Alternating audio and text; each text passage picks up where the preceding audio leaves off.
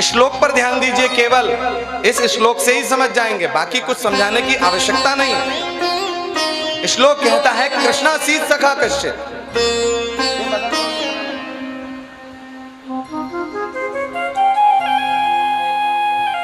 कहते हैं कृष्णासीत सखा कश्चित, भगवान श्री कृष्ण का एक सखा था, एक मित्र था भगवान श्री कृष्ण का। कृष्णासीत सखा कश्चित, ब्राह्मणों ब्रह्मवित्तमा, ब्राह्मण था। और कैसा ब्राह्मण था? ऐसा वैसा ब्राह्मण नहीं था, ब्राह्मणों ब्रह्मवित्तमा, ब्रह्म को जानने वाला ब्राह्मण था।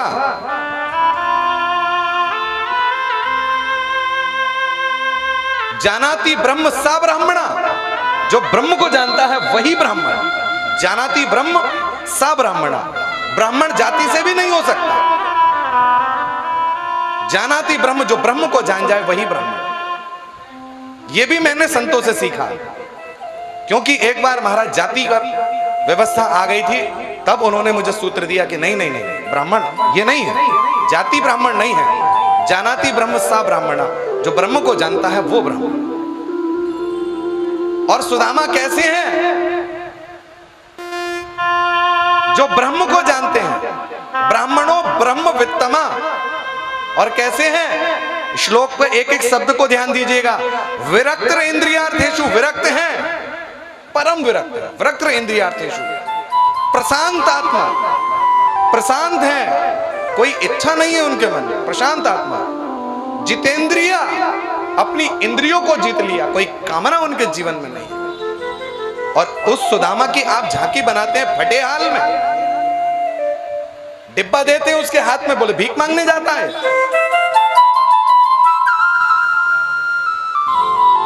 क्या स्थिति बना दी आपने आजकल जागरणों की और किसी स्थितियों की? क्या करवा रहे हैं आप? विरोध क्यों नहीं करते? जब तक आप इन चीजों का विरोध नहीं करते, आप धर्म की रक्षा नहीं कर पा रहे। और यदि ऐसे स्थानों पर इन चीजों का आप विरोध प्रकट करते हैं, वही धर्म की रक्षा है। ये मत देखो कि स्थिति क्या हो जाएगी, रोको उसको। क्या करता है? अरे सुदामा परम संत हैं, परम योगी हैं, और उनकी ये दुर्दशा बना रहे हो। द्वारपाल दो खड़े कर दिए डंडा लेकर, धक्का दे रहे हैं सुदामा को। आपने कृष्ण के जीवन चरित्र को कभी पढ़ा ही नहीं, कृष्ण के जीवन का कभी विश्लेषण आपने किया ही नहीं, कभी तोला नहीं उसकी शिक्षाओं को। अरे वो कृष्ण जिन्होंने जीवन भर ब्राह्मणों के चरणों की रज, मिट्टी को उठा करके अपने सिर के ऊपर रखा, वो कृष्ण। ब्राह्मणों का कभी अपमान नहीं कृष्ण ने किया, बालकों ने किया, परिणाम भुगता। ब्राह्मणों के अपमान को कृष्ण के बालकों ने किया और उसका नतीजा भुगता। संपूर्ण वंश का नाश हुआ। आगे अभी कथा आने वाली। और सुदामा उन्हीं कृष्ण के मित्र थे। सुदामा उन्हीं कृष्ण के मित्र थे, ठीक है। अरे तो क्या, जो भगवान ब्राह्मणों की इतनी रक्षा करते हो, क्या ऐसे भगवान के द्वारपाल महाराज ऐसा हो सकते हैं कि कोई ब्राह्मण, कोई अतिथि यदि दरवाजे पर आ जाए, ध्यान से सुनिएगा कथा को, यदि कोई अतिथि दरवाजे पर आ जाए तो उसे धक्का दे सकते हैं? अरे जैसा राजा होगा वैसी उसकी प्रजा भी होगी, और महाराज उसके सेवक तो विशिष्ट होंगे। क्या वो ऐसे व्यक्तियों को अपने घर के दरवाजे पर खड़ा कर सकता है जो ब्राह्मणों के अपमान को करे? कर सकता है क्या? बोलो हाँ या ना? नहीं कर सकता। तो कृष्ण के द्वारपाल क्या सुदामा का अपमान कर देते? बिल्कुल गलत बात है। तो लीला गलत हो गई कि नहीं? हमने चरित्र को गलत देखा। सुदामा जी के चरित्र को पढ़िए, भागवत में नाम नहीं है सुदामा का, केवल ब्राह्मण शब्द से संबोधित किया, ब्राह्मणों ब्रह्मवित्तम।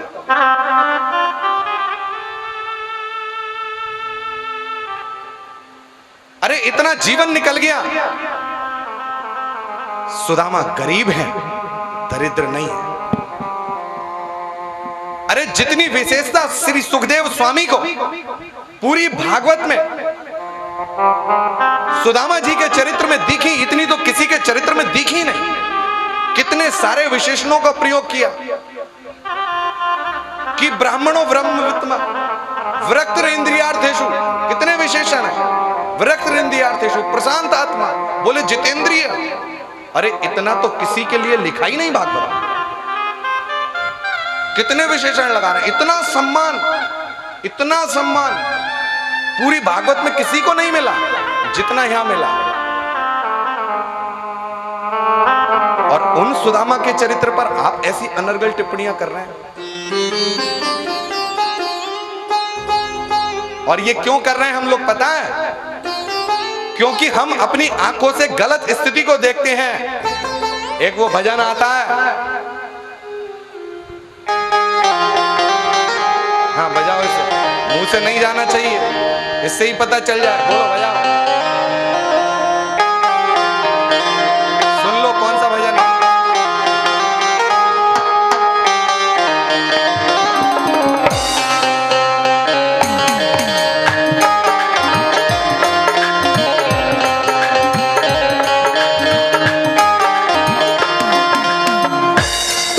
समझ गए?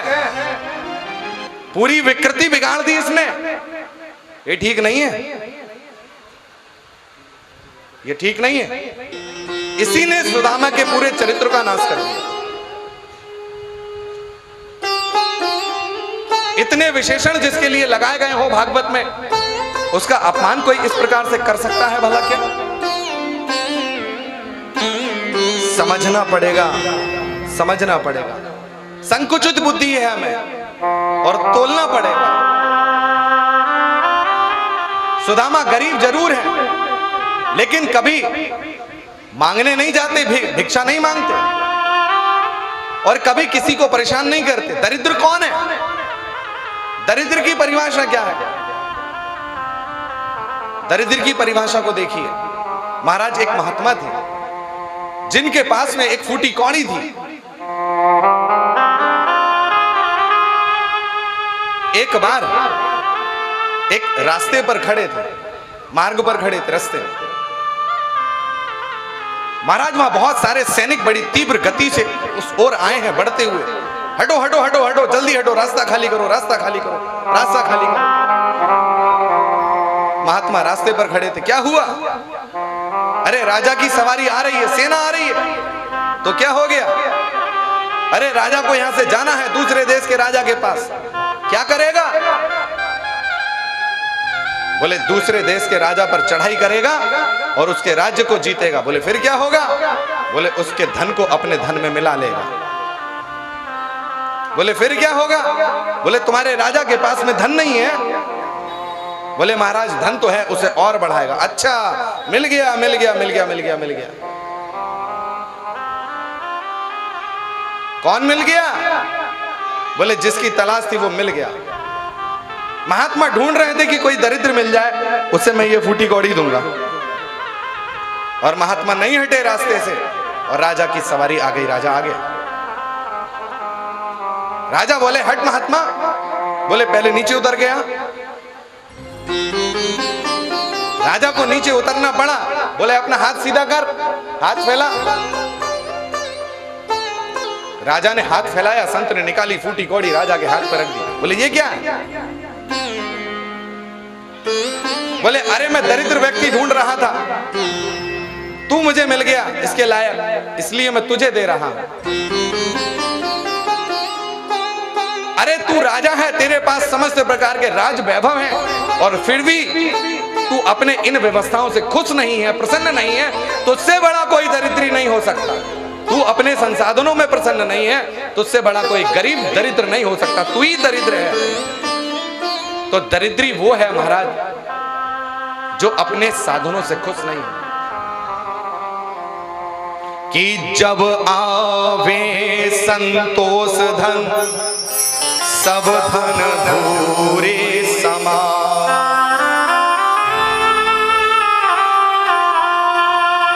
जब तक संतोष धन व्यक्ति के जीवन में नहीं आ सकता है, तब तक व्यक्ति शांत नहीं हो सकता। और जब आवे संतोष धन, तो सब धन धूरी समान, सब मिट्टी के समान। अरे तेरे पास में इतना है और तू उससे भी खुश नहीं है, तो राजा तुझसे बड़ा दरिद्री कोई दूसरा हो नहीं सकता। हाथ सीधा कर ले इस फूटी कौड़ी को, तेरे ही तू ही पात्र है इसका। और सुदामा का चरित्र कितना उत्तम, कितना ऊंचा। कोई अभिलाषा सुदामा के जीवन में नहीं है।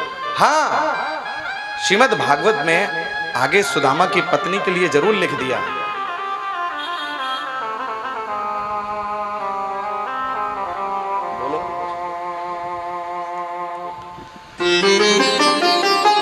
सुदामा की पत्नी के संबंध में जरूर उद्बोधन लिखा। क्या?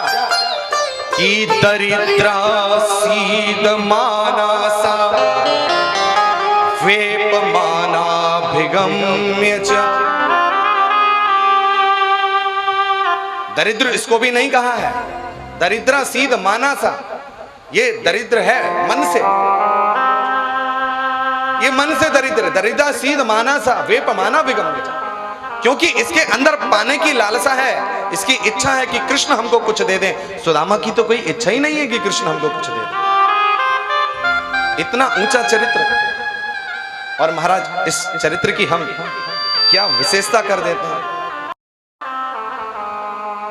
समझना पड़ेगा। इन चरित्रों को समझो, वरना हरि अनंत हरि कथा अनंत। इससे ज्यादा क्या सुदामा की कथा सुना, इससे ज्यादा कुछ कथा सुना सकता हूं सुदामा की, सब जानते हैं।